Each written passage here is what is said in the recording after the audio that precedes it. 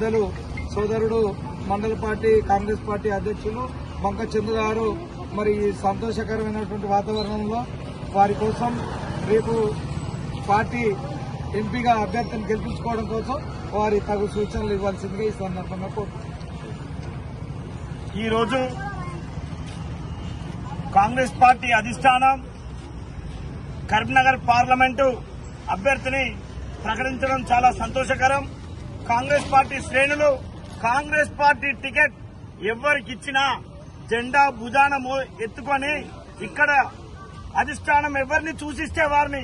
అత్యధిక మెజార్టీతో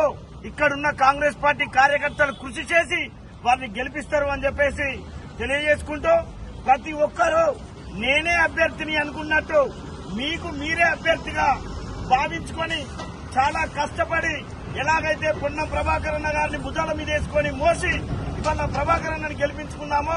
మన అధిష్టానం గుర్తించిన అభ్యర్థిని మనమందరం కష్టపడి అత్యధిక మెజార్టీతో గెలిపించి ఇక్కడున్న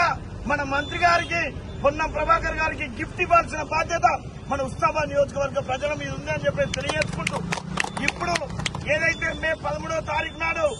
ఓట్లు ఉన్నాయో మీ అందరూ అమూల్యమైన ఓటు చేతి గుర్తు మీద వేసి ప్రభాకర్ అన్న గౌరవాన్ని కాపాడాలని చెప్పేసి కోరుకుంటూ అధిష్టానానికి మాకు ఈ అభ్యర్థిని ప్రకటించినందుకు మీ అందరికీ కృతజ్ఞత తెలియజేసుకుంటూ ఈ ఏదైతే కాంగ్రెస్ పార్టీ ఒక కుటుంబంలాగా వచ్చి ఈ సంబరాన్ని వేడుకలుగా ఎందుకంటే కరీంనగర్ టికెట్ ఎవరికి వస్తుందా అని చెప్పేసి ఎదురు చూసే టైంలో ప్రకటించినందుకు వారికి మరొక్కసారి అధిష్టానానికి కృతజ్ఞత తెలియజేసుకుంటూ మీ అందరికీ ధన్యవాదాలు తెలియజేసుకుంటూ